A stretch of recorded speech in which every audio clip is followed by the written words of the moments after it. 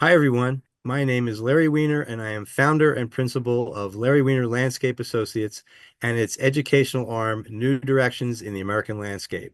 First of all, thanks for tuning in. I would also like to offer a hearty thank you to Wild Ones for making this important and very concrete resource available. And finally, thanks to all the designers who created the plans. My intent here is to provide you with a broad-based primer for ecology-based landscaping that can apply to all of the designs on this site, regardless of their region. In addition, however, I'll provide you with direction for uncovering the regionally specific information that completes the educational circle. So let's start with plant selection. And the first question to ask is, where am I ecologically speaking? That does not mean in what state am I standing, but in what ecoregion do I reside? Plants don't care what state they're in.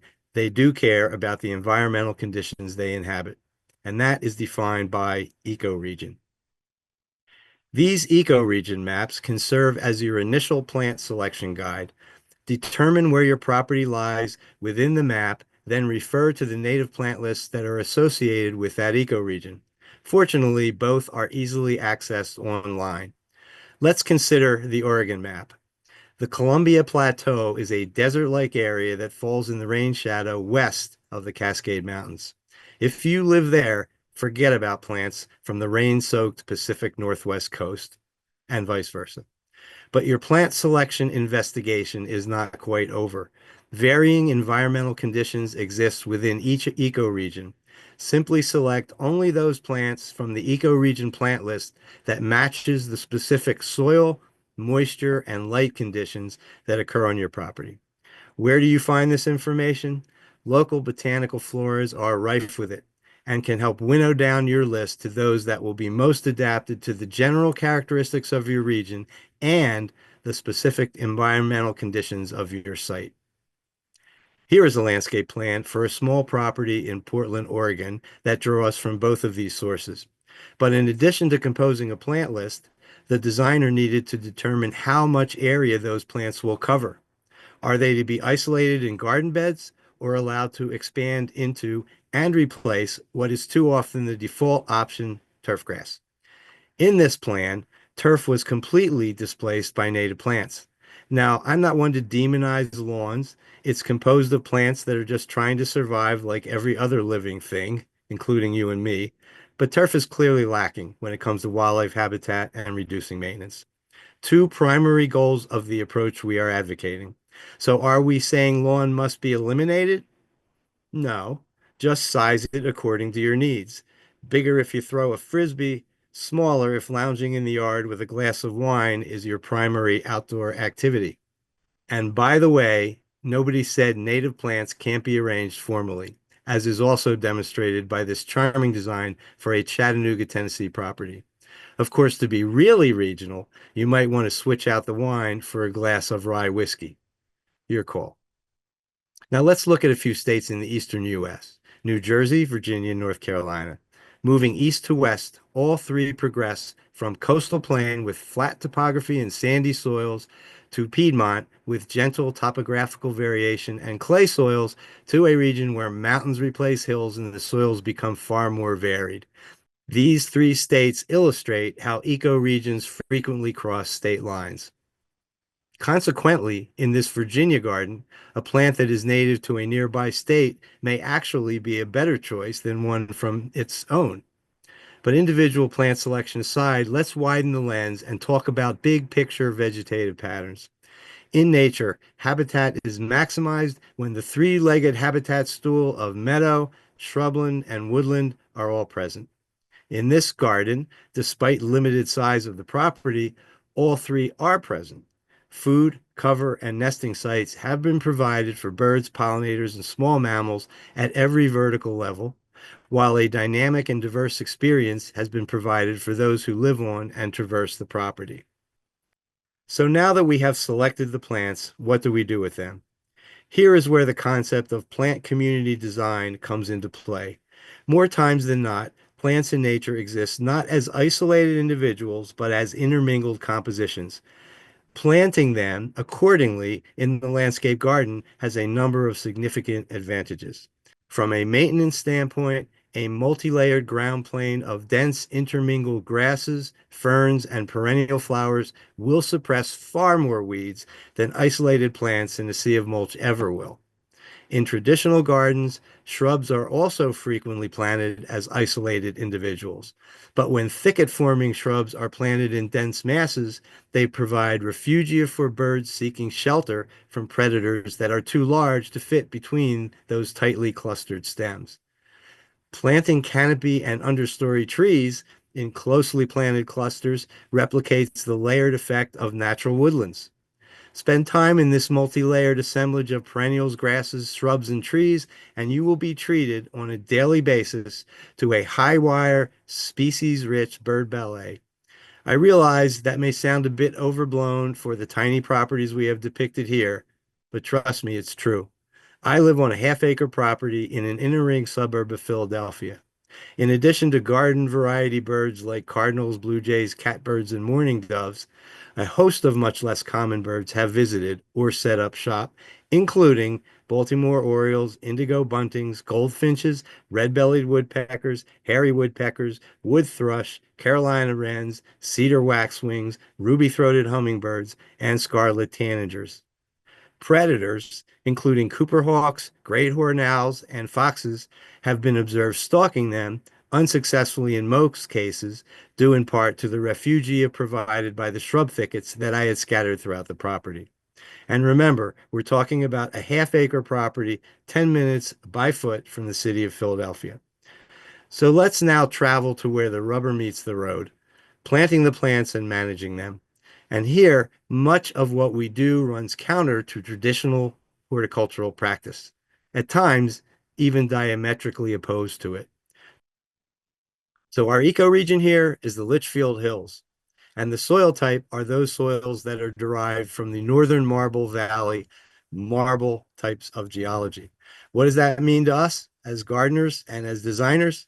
What it means is that the soils are likely to be at a higher pH level, closer to neutral pH, than what is typical of soils in the rest of Connecticut.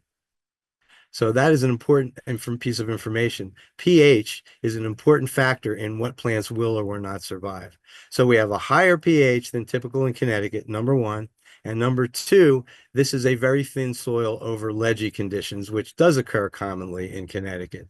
So thin soils, high pH, and a woodland edge, part sun condition are the parameters from which we will be determining what plants are appropriate here. So just to review, first go to the ecoregion map, get the plants within that ecoregion, then look at the specific soil, light, and hydrologic conditions, and select those plants from the big picture ecoregion plant list that are appropriate to these particular site conditions. And one thing I mentioned a little while ago that often when it comes to planting and managing these landscapes, we do things sometimes very different than what you learned in traditional horticulture. In traditional horticulture, oh geez, you got a dry, ledgy soil, let's bring topsoil over it, or let's put compost, or let's fertilize it because this soil is also somewhat infertile.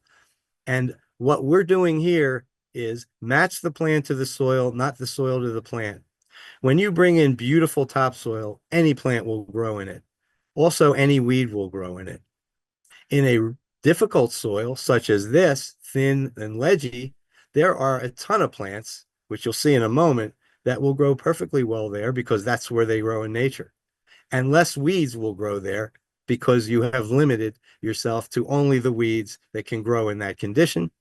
And those weeds are less likely to grow as vigorously as they would in a rich soil anyway. So selecting the plants according to the soil condition and not vice versa is basically putting those plants in a position to succeed, particularly in competition with weeds that may come in. So no tilling, no topsoil, no fertilizer, no compost added in. And here it is, year one, right after planting. And here it is, year two. Made a lot of progress. Still not quite there. Our goal here, as I had talked about earlier, is to have a solid cover of dense intermingled vegetation, no mulch.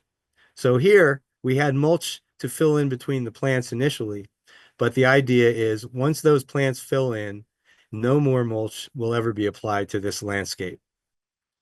And here we are at that stage. This is a highly weed suppressive landscape. It needs no fertilizer. You wouldn't even want to fertilize it. And what about water? Our instructions for watering, permanent irrigation, let me say that first, is off the table. We don't need it. These are drought resistant plants that are happy to be in the difficult condition that they were placed in, but not when they were first planted. That situation occurs once they are root established. Generally, through the first season, or certainly through the first hot summer, we will need to apply water to get those plants established. However, we're not watering every day. We're not watering on a schedule twice a week. We're actually not watering on any schedule. We are looking at the soil, digging into the soil a little bit periodically. And if there's moisture in that soil, we are not watering. And when the soil is looking like it's getting close to very dry, then we would water it. Or if we see a few plants beginning to just start to wilt, then we would water it. So what I'm saying here is we only water when those plants are in need of water. Why would we withhold it? A little more water might help them more, but it would help the weeds more than the plants, which is one of the differences between this type of approach. We look at plants, traditional gardens, as an individual in a plant bed surrounded by mulch, and we're weeding everything around it. In this situation, we are increasing the area. This was lawn before. We're increasing the area with which we are gardening. Consequently, it's very important to suppress as many weeds as possible. There will always be some, but the idea is to suppress as many weeds as possible to make this as low maintenance as possible.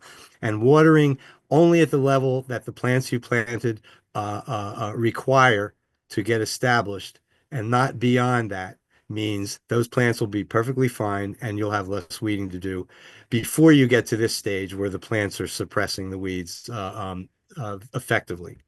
Your weed seed that drops into that, you don't have much of a chance. You'll germinate where there are gaps, and there will always be some weeds that pierce this composition. Nothing is no maintenance, but the number of weeds that will pierce that multi-layered composition are far less than a traditional landscape where there's open space between the plants. And the last thing I'll say about this particular establishment is, okay, now we're established. Look at the dense intermingled nature of that planting. But as I said, here and there, weeds will always find their way through, albeit less in quantity. And what do you do about them?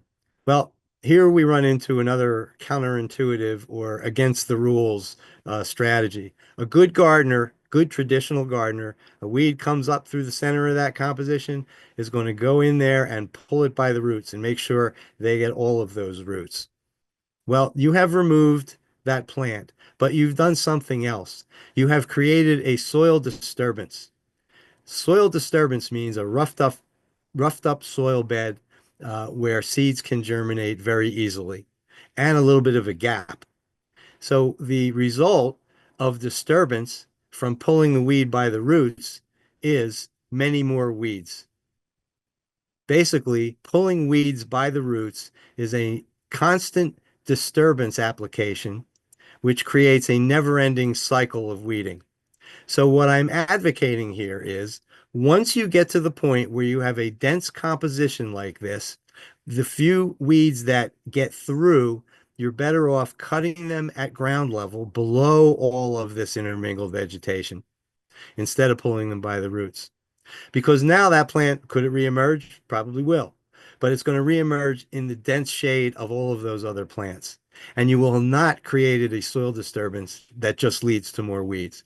Maybe it may take more than one weeding session of cutting instead of pulling to extirpate that weed. But in the long term, you are getting to a point that an ecologist would call relative ecological stability, which means few new seeds are germinating, meaning few new entries into the system, which means fewer weeds.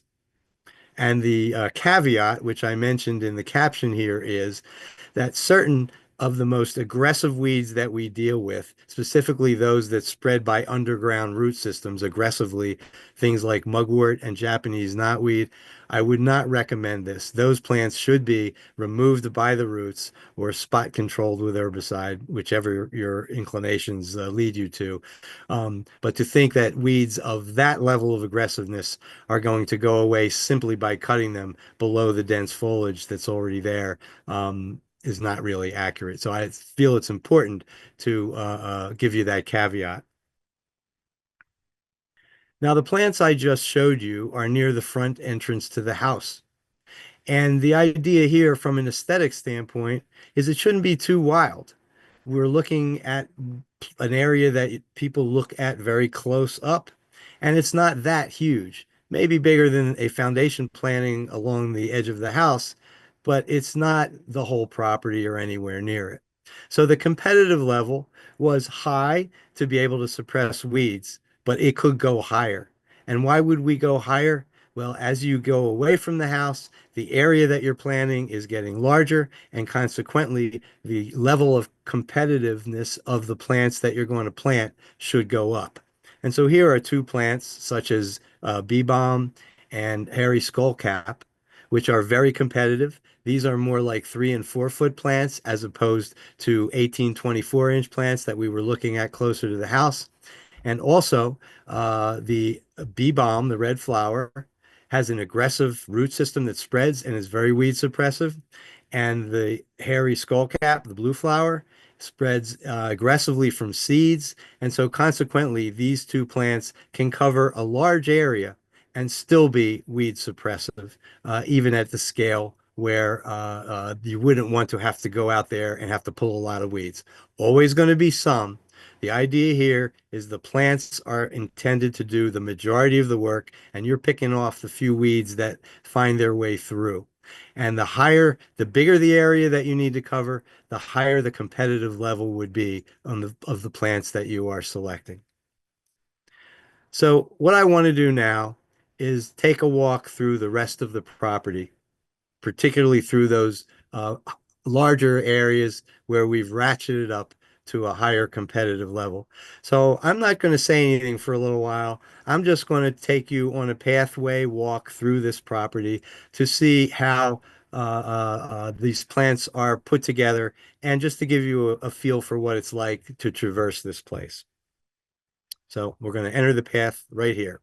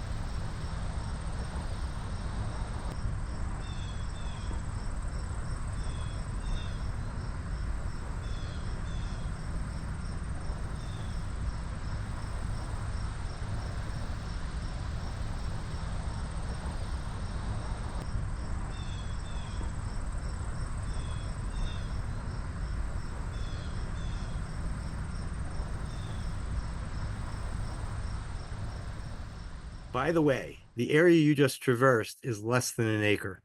A circuitous path and tall plants strategically placed to obscure where you came from and where you are going makes it seem much larger.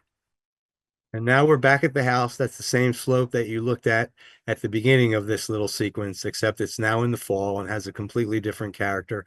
But again, at all times of the year, there are plants that are densely intermingled, covering every square inch of the ground or as close to it as possible, and are doing a really good job of weed suppression. And the naturalistic aspect of this, from a visual standpoint, I think is really another one of our goals. They're not individual plants isolated in beds, they're a landscape. So, looking back at all that we have discussed, are we talking about landscape gardens or ecological restorations? I would argue that a heavy dose of regionally native plants within a plan that addresses the practical and aesthetic preferences of the resident, you, makes it both. It turns out that ecology and garden design are quite compatible. I've always been a little skeptical of the term partnership with nature. What does it really mean? You can visit a place like Yosemite National Park to view nature, and while it may be beautiful and inspiring, you have no personal relationship with it. But when you apply a liberal dose of ecology to your own backyard, nature becomes up close and personal. And as your garden design and ecology hats begin to merge, the term partnership with nature becomes very real. So enjoy the journey, and thanks again for listening.